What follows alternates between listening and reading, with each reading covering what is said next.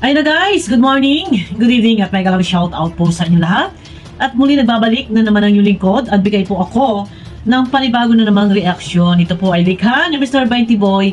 Ito po ay yung patungkol sa panawagan po ng mama ni Casey na ang sabi niya ay hanggang kailan ba raw siya pwedeng. Ito na guys, pakinggan nyo nga po muna tong ating intro, no, bago tayo magpatuloy. Ay ate, anong gusto mong liwanagin? Gusto kong liwanagin kay Kuya Val at saka kay Kuya Jen Max. Kung ang pagtira ko dito ay hanggang kailan ako. Gusto kong magkaroon kami ng Hello guys! Ang video na ating gagamitin ay likha po ni Mr. 20 Boy.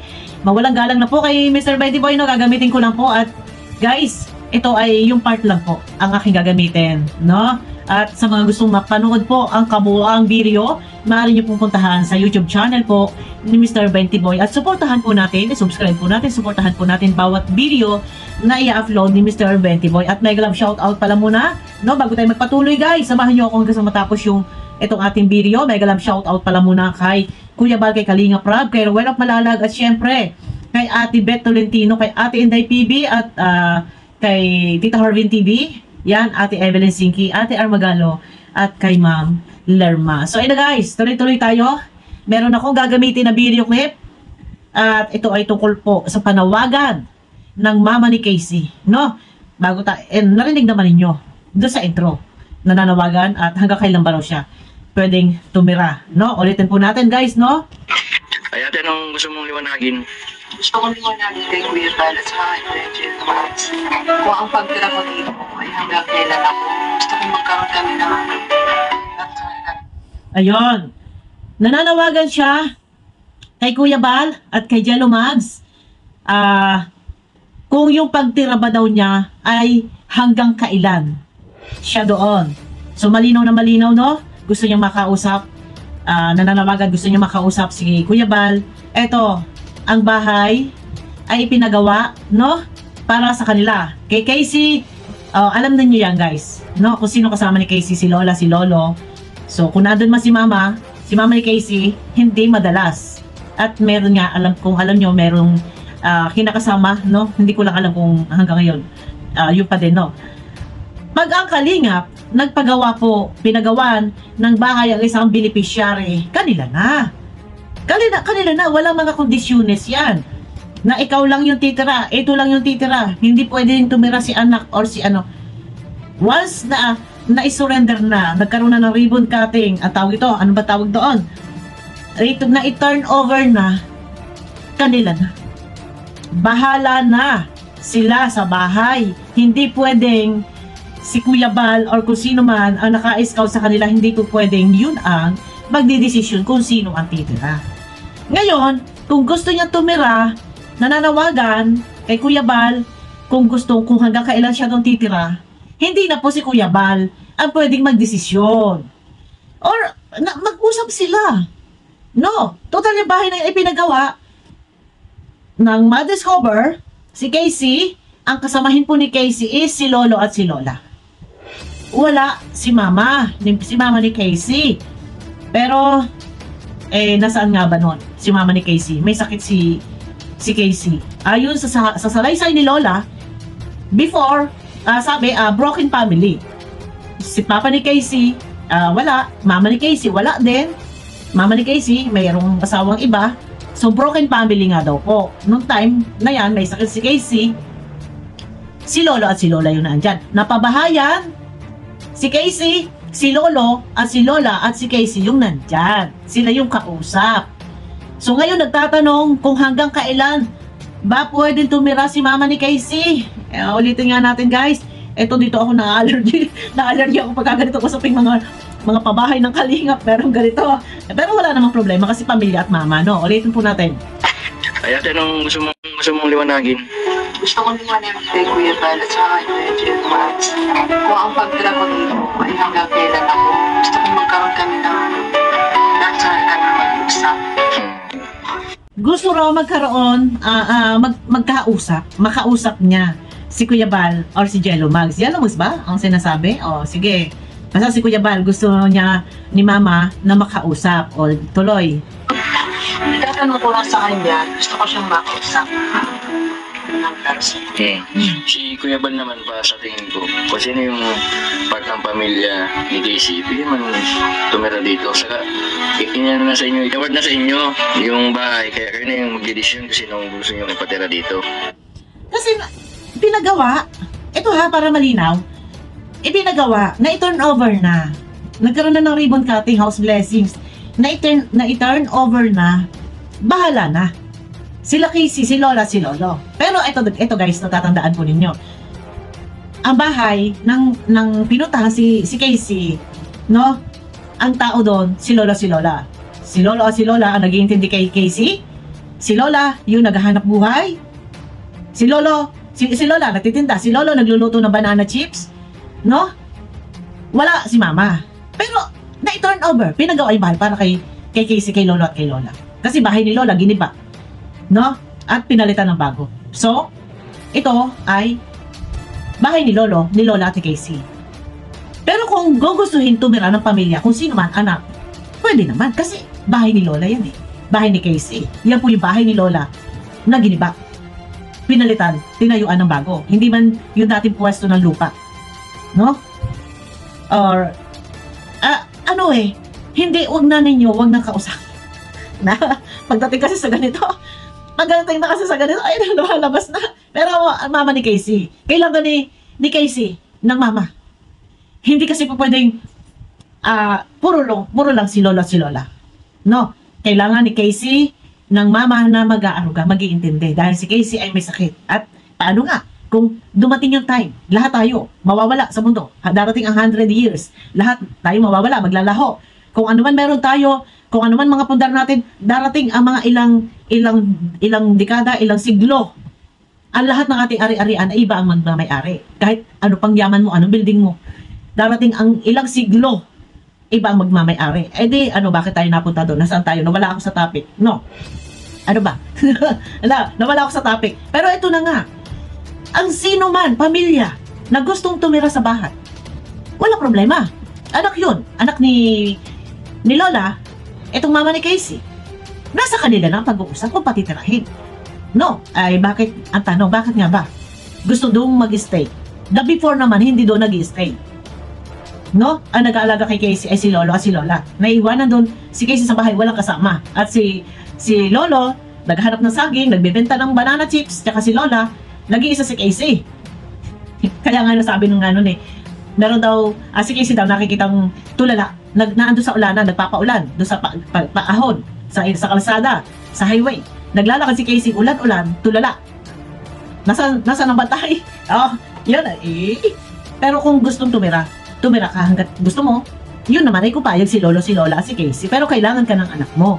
Hindi mo na kailangan pang manawagan kay Kuya Bal. Bakit kailangan si Kuya Bal pa ang magdidesisyon once na na-turn over na sa inyo na yan? No, kayo nang bahala mag-usap. Bakit kailangan si Kuya Bal pa ang pagpapaalaman? Pwede naman sila mag-usap na pamilya. Sila ni mama niya, no? Dito. Sabihin, ikaw yung nanay. Sa nabasa ko sa mga komento ako, pinalalayas dito. Hindi man yun. Ayun, meron daw siyang nabasa sa comment na pinalalayas siya. Sa mga komento ako, pinalalayas dito. Ito, meron nag-comment at ang nabasa niya, hindi siguro dito kay Mr. 20 Boy, nabasa siguro. At pinalalayas daw siya. So, hindi natin masisisi po. Ay kay mama ni Casey, mami, hindi po natin masisisi ang viewers kung bakit po nakakapag-comment ng ganyan sa iyo. Pag nag-comment na pinalalayas ka dyan ng basher, isa lang po ang ibig sabihin niyan. Maaaring may galit sa iyo ay viewers, may tampo sa iyo yung viewers. Dahil nga po kasagsagan noon nang ito ay ma-scout, ma-discover, si Casey wala ka po. At si Lola po ay umiiyak, daing, dahil walang mapagkukunan po ng pambiling gamot. So si Lolo, nagpipilit makagawa ng banana chips para lang po may pambili ng gamot. At sa tulong nga din po ng Kalingap, na ito po ay mapuntahan nila Kalingap Rob, nakakapagbigay po ang Kalingap pambiling gamot. No, sa tulong ng Kalingap, naawa sa kalagayan ni Casey, ni Lola at ni Lolo. At bumagyo, nagibagyo ba, no? Yan, may natawag sa akin. At bumagyo, so naggiba-giba, sa awa po ng Kalingap, napabahayan po si Lola, si Lolo at si Casey. Pero no mga time na yun, nasaan po kayo? Kaya kung meron man po na nag-comment na sinasabi ay lumayas ka po sa ipinagawang bahay ng Kalingap, hindi po natin makayang i-please yung kaisipan ng viewers. Ito po ay nakabase kung paano po kayo nakilala ng viewers. Kung ano po yung kanilang pagkakaintindi matapos mapanood yung mga video noon kay Kalingap Rob at dito kay sa mga latest upload ni Mr. Benty Boy. At nakikita nga po na nandiyan ka na at ito nga po ay meron ka pa rin na panawagan at ang tanong mo ay hanggang kailan ka titira. Sa tingin ko ay meron pong iba na talagang hindi ka po maiintindihan.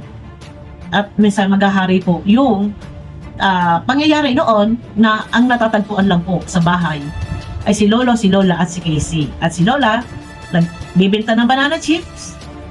Si Lola naghahagilap ng saging, naiwan mag-isa po si Casey. Kung meron man po nang baba sa'yo, wala po tayong magagawa. Yun po ang kanyang pagkakaintindi. Baka ang gustong mangyari po ng basher na yon na nag-comment na pinalalayas ka dyan, ay baka ayaw po na dyan ka titira dahil nga po sa ang nag-effort, ang nag-intindi sa pag-aalaga kay Casey ay si Lola. Yun po yun. No? At hindi natin kayang i-please po yung viewers. Pero doon sa mga viewers, hinahinay po, no? Dahil ang bahay po ay pinagawa ng Kalingap para kay Lola at kay Casey, yan po ay pag na-turn over na, wala na pong pakialam sila Kuya Bal, si Kalingap Rob, kung ano man po ang gustong gawin. Kung ito man ay gibain, kung ito man ay patirahin ang lahat ng pamilya, na andyan na po yan ang desisyon kay Lolo at kay Lola. Pero may mga basher na baka umalma. No po, ganun po yun. No. Iniisip natin, baka daw... Na ako ay hindi dapat sa sumunod ang anak ko.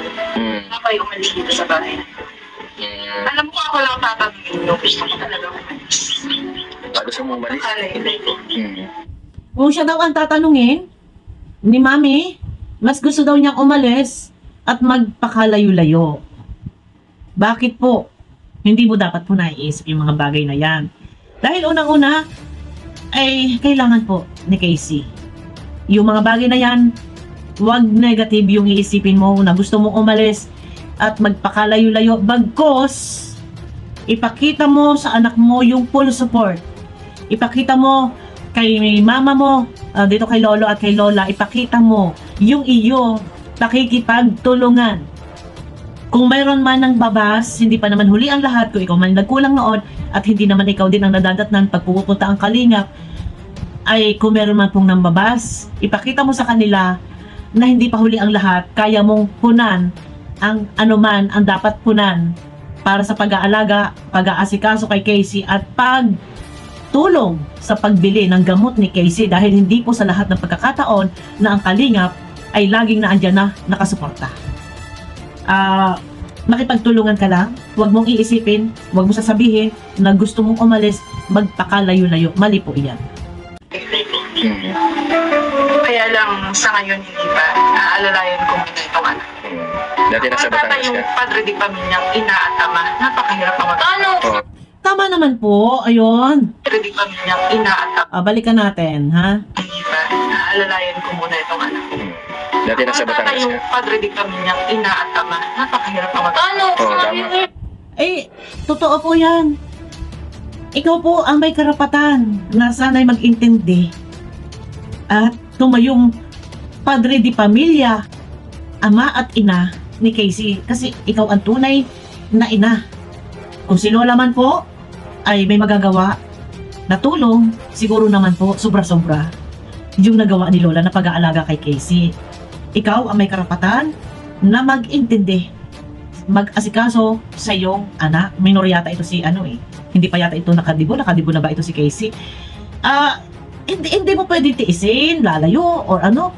Ikaw ang ama at ina. Dahil ang papa ni Casey tunay ay malayo sa kanya.